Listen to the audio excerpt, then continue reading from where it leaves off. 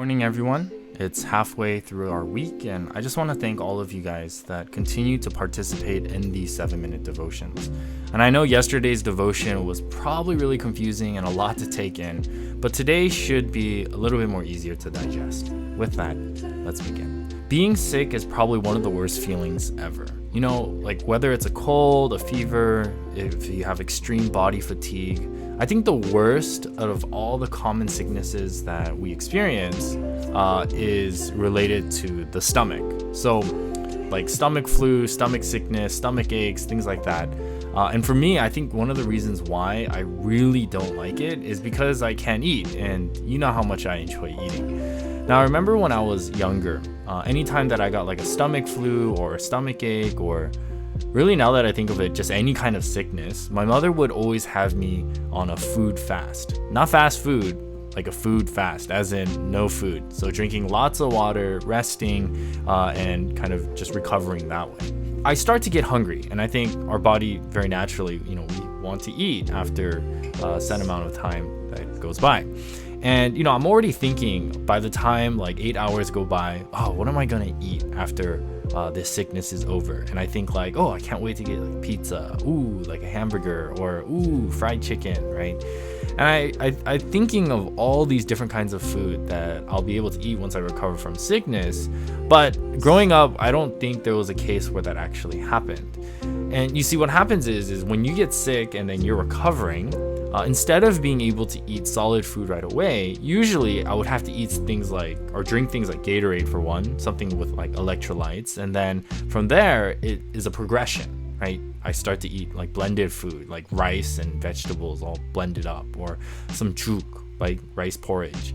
And then maybe eventually just plain toast, wheat toast. I remember thinking when I was younger, like, oh, this sucks. Like, I hate being sick because I can't eat whatever I want. I just want to eat anything and everything. I'm hungry, just let me eat. But the reality was, it was really for my own sake that I didn't jump right away into these foods that I wanted. Now, I remember much later, if we fast forward, living by myself, I remember many times when I would get sick, and as I'm recovering, I'd get so hungry that instead of eating these bland, simple foods to help me recover, I would just dive into whatever I was craving. And so I'd like order pizza or go pick up some fast food. And without giving too much detail and ruining your diet, basically the food didn't stay in very long. Now, you see, it's really important that when we are in the mode of recovery, or when we're recovering, we don't rush into these so-called normal foods or real foods, right? We have to take it slow, step by step, and we begin with these simple foods to rebuild and regain strength. And then as we do so, we can move into these more real foods. If you think about babies, for example, babies don't start by eating steak or like whole carrots, right? Babies start by drinking milk, and over time as they grow, they transition to eating these like mushy baby foods, and then eventually eating more solid, real food. Now, today we're going to look at a set of verses that really talk about this ideal of transitioning from milk to solid food, and it's this ideal of growth and progression. In this particular section, however, we find that the book of Hebrews is giving us this warning about apostasy, or this ideal of leaving or abandoning your spiritual beliefs, or abandoning Jesus. And it kind of carries over into chapter 6, which is what we'll talk about more tomorrow. But in the first part of this section, at least, Hebrews is talking about spiritual immaturity. Now, Hebrews is pointing out something quite alarming and quite vital to our Christian walk. Look at Hebrews chapter 5, verse 12 to 14. It says, "For though by this time you ought to be teachers, you need someone to teach you again the basic principles of the oracles of God. You need milk, not solid food. For everyone who lives on milk is unskilled in the word of righteousness, since he is a child. But solid food is for the mature, for those who have the powers of discernment trained by constant practice to distinguish good from evil." So very clearly, you can see here that there's an issue. These Christians that Hebrews is talking to are clearly established Christians, and it seems that they have been following Jesus for quite some time by now. But Hebrews starts by saying, hey, by now, you guys should be scholars. You guys should be teachers, but you're not. And because you're not, you have to start over from the very beginning. You need someone to teach you, to feed you. Hebrews says straight up, you need milk, not solid food. And it's like when you look at someone who's sick and they're trying to eat like normal, real food, and you're like, whoa, whoa, whoa, like that's not what you need right now. Like you need milk, you need mush, right? You need something light, not greasy. You need to slow it down.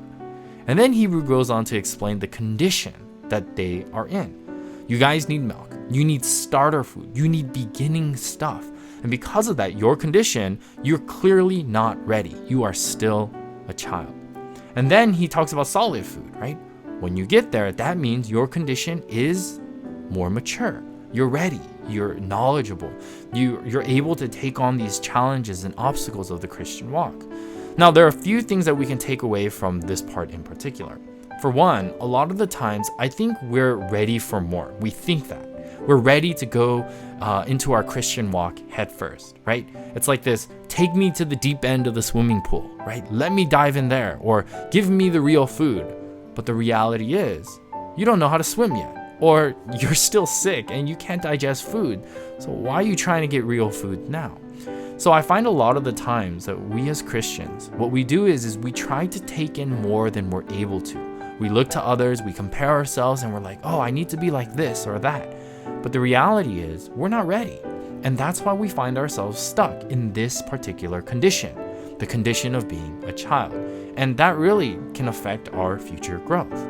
But another thing is that sometimes some of us, we become very content with where we are. We get so used to drinking milk and we're happy with that.